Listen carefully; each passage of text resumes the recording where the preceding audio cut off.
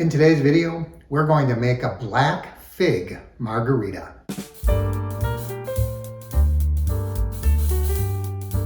Welcome to Thirsty Thursday. I'm Mark. This is the Average Me channel. And before we know it, Cinco de Mayo is going to be upon us. So I thought that I would make something special. I know it's just about a week away. And of course, the traditional drink is the margarita. But we're gonna make something a little different. We're going to make a black fig margarita. And why not? There's all kinds of different margaritas. The history of the margarita is a bit hazy. Now, we do know that the margarita popped up sometime in the mid to late 1930s, but there's so much folklore, so much mythology surrounding the margarita that I'm not even going to get into it. Suffice to say that the standard margarita is typically made from tequila, triple sec, and lime. If you just want to have a standard, straightforward, what most people consider to be a margarita, that's probably what you would go with. I'm gonna guess, I'm just sticking my neck out now, that the next most popular margarita is probably a strawberry, but I'm not going to make either of those. What we're gonna make today is a black fig margarita. So what are we going to use? We're going to use Grand Marnier. Now, if you don't want to use this, you can use another orange liqueur like triple sec. It'll turn out just fine, I think. The next thing we're going to need, of course, is tequila. We are using pure agave tequila. So get a clear crystal tequila. And finally, we're going to use black fig vodka. I know this is an unusual thing to put into a margarita, which is why this is going to be a different, unusual margarita. Now, we're also going to use 1 lime. You see, I've already sliced up the lime, and that's going to be about it. Besides that, I have some crushed ice, although this is not going to be a blended margarita. And I have some salt for the rim. So I think we're gonna start by getting the glass ready. I didn't even check if this glass fits in. Oh, just barely. All right, so I think we're gonna start by preparing our glass. We're going to run some lime around the rim, and we're going to get that. It doesn't fit in the salt, doggone it. I'm gonna have to be creative with this. It's gonna work. We'll make it work, right? We always make it work on the channel. There we go. Hey, that looks pretty good, actually. All right, so we got a salted rim margarita glass, and we'll put that aside for just a minute. And actually, I had some ice in here, but I'm gonna dump this ice out. And I'll put it right back in a second. The reason I want to dump the ice out is because we actually want to start by muddling our lime. And that's how we're going to get all of our lime juice into the margarita. I really didn't think ahead when I put the ice in here. It doesn't matter, right? It's all going to work out in the end. Now, I know you're probably thinking, Mark, you left 1 slice of lime. That's going to be our, you hear that? I don't know if you could hear that in the background, but my refrigerator was grinding up more ice. I guess I used all of the chopped ice out of that. But we're going to make sure that we muddle this really good and get a lot of that lime juice in the bottom of this. And that way we're going to, I always like the fresh lime juice. I guess if you want, you could probably use an ounce of bar lime. I don't like that. I just think that, you know, there's so much flavor, strong flavor when you use an actual lime or whatever fruit it is you're going to use. So we've muddled that up really good. And wouldn't you know it, I forgot my measuring tool, but I have it here now. So we're going to start with the Grand Marnier. And we're not using much. All we're going to use is about 1/4 of an ounce. So not much at all. I'm going to be careful when I pour this out that I'm not going crazy with it.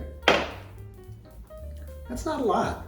You have to get a little bit of that orange Grand Marnier flavor. Also, you know, there is a lot of punch flavor-wise to Grand Marnier, so it doesn't take a lot. The next thing we're going to use is our tequila. Now, you think in a margarita, the tequila is going to be the primary alcohol, but not in this one. We're only going to use 3/4 of an ounce. And that goes in there. I can hear a lot of you now.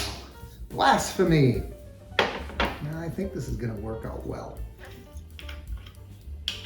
And finally, 2 full ounces of our black fig vodka. Take a look at that. We did use this black fig vodka a week or two ago, and we ended up with a fabulous cocktail. All right, and now in goes the ice. So we're gonna put our ice back in. That didn't hurt anything, did it? And now we're gonna shake the devil out of it. That is gonna be one cold cocktail. All right, now you could just pour this in. I'm gonna put a little bit of crushed ice. So is this a blended cocktail? You know, since it's not frozen, I didn't put it in a blender or a mixer. So this is just a blended cocktail. Blended margarita.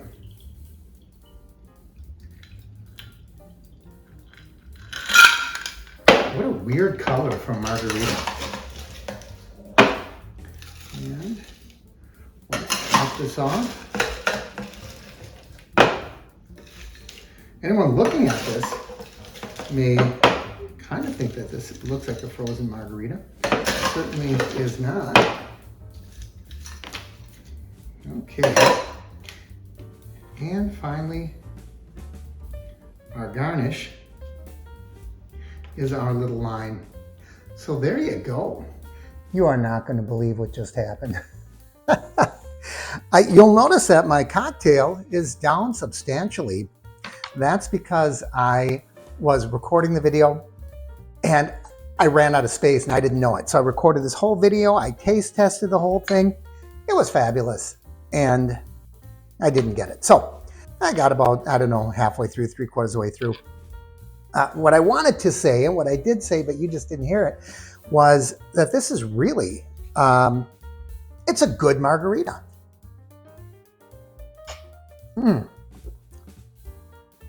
It has all the characteristics of a margarita. I was really concerned that using vodka, would that taste like a margarita? Could I really call this a margarita, or is it too different? But I will tell you that one of the great things about vodka, or I guess I don't know if it's a great thing, it's a characteristic, is it does tend to pick up the flavors of what it's mixed with. So even though we didn't use a lot of tequila, 3/4 of an ounce, it really, I'm tasting the tequila. It's a lot of salt right now too. I tasted the tequila, and yet at the same time, strangely enough, I am getting some of that black fig. I'm getting the citrus and the orange, certainly getting the lime. I put an entire lime in there. If you're gonna mix this and you don't have fresh lime, just use approximately 1 ounce of lime. 1 lime, I find anyways, the limes I use tend to give me about 1 ounce of lime juice. So that was all there is to it. Would I consider this a blended margarita? You know, it's. I didn't put it in a mixer, so it's just a margarita on the rocks is really what it is. If someone would look at it, they'd probably say, "Huh, what is that? Is that blended? Is that on the rocks?" Because I use crushed ice. But has all the earmarks of a margarita. It's got the lime, it's got the salt, it's got the tequila. You know, it's got the. You can use triple sec if you want, but I really like it. And why not? I mean, if you're going to make strawberry margarita, traditional margarita, why not make it out of different things? Now, it's getting kind of hard to drink without having it spill all over me. So we're going to get to the very bottom of this. I hope you give it a try. At least I hope you give something a try this Cinco de Mayo.